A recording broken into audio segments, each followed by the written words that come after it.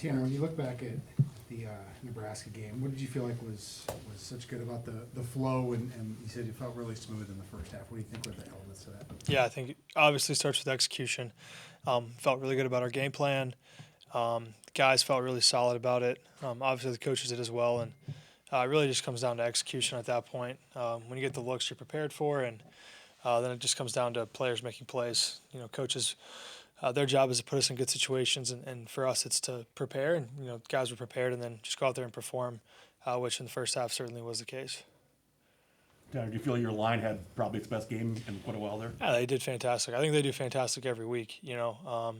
A lot of guys that have played a lot of football and love playing football together, but they did a great job.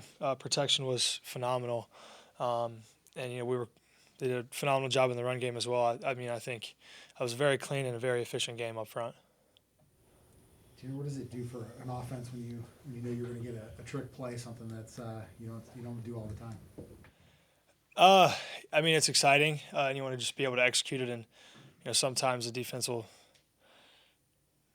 have a better plan than you, and be able to get the right check on, which is obviously what happened to us against Nebraska on Saturday. But yeah, it's opportunities to create explosive plays. And again, every play is an opportunity to create an explosive play, whether it's a run, a pass.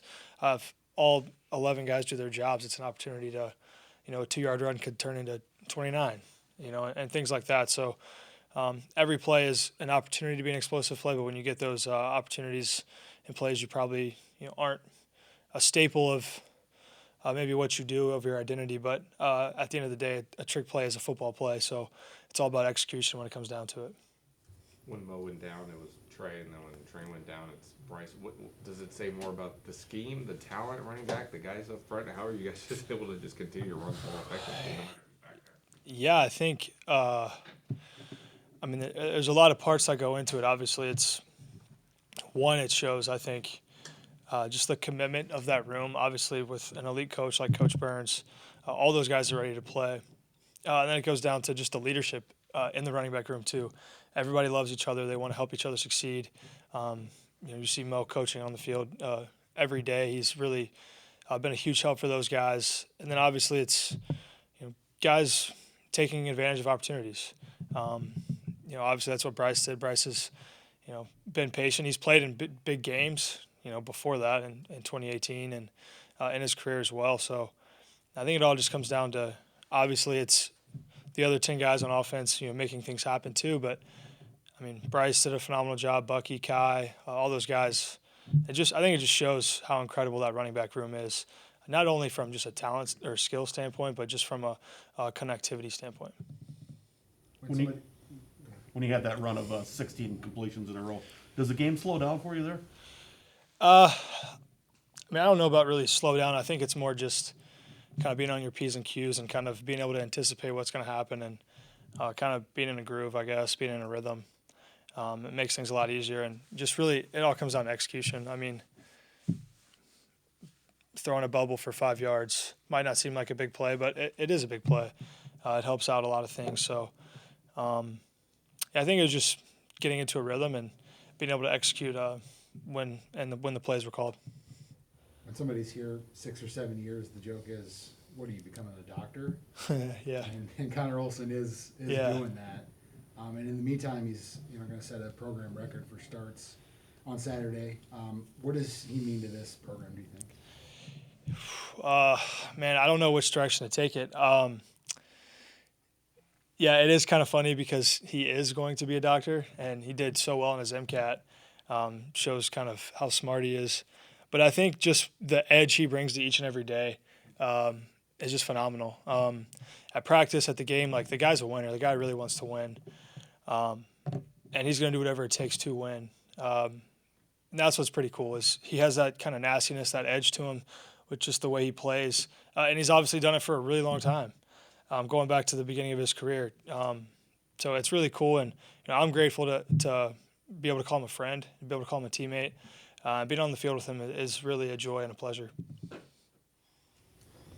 When we see the Wildcat and Cole's able to throw out of it, what's the exchange between quarterbacks when he's able to throw for? Yeah, it's awesome. It makes that package a lot easier. with being able to scheme things up too. But that's Cole. I mean, Cole's a phenomenal quarterback. He can throw the ball really well.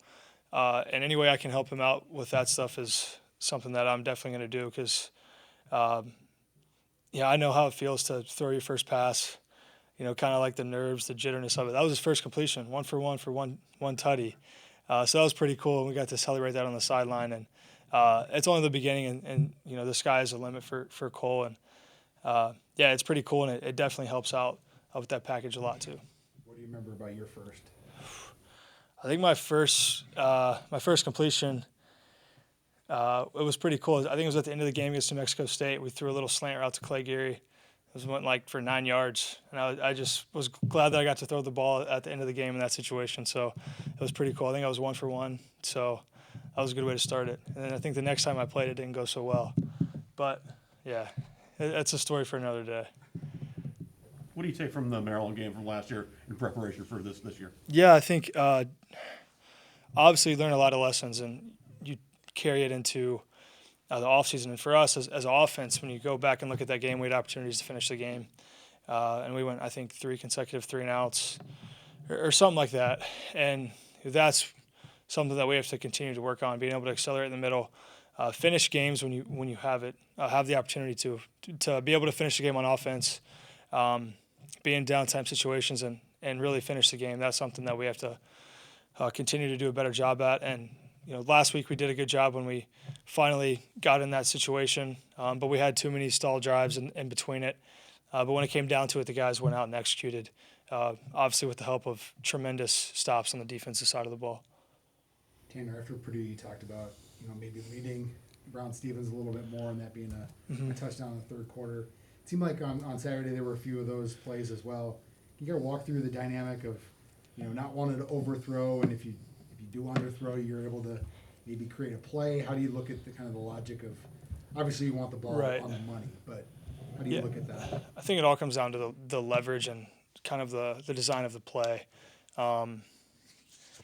And there was, I think, in the game when you look at it against Nebraska, the little throw to Crab, made a great catch. If that was maybe better understanding of kind of what was going on, I could have just threw it way down the field and he would have went and scored.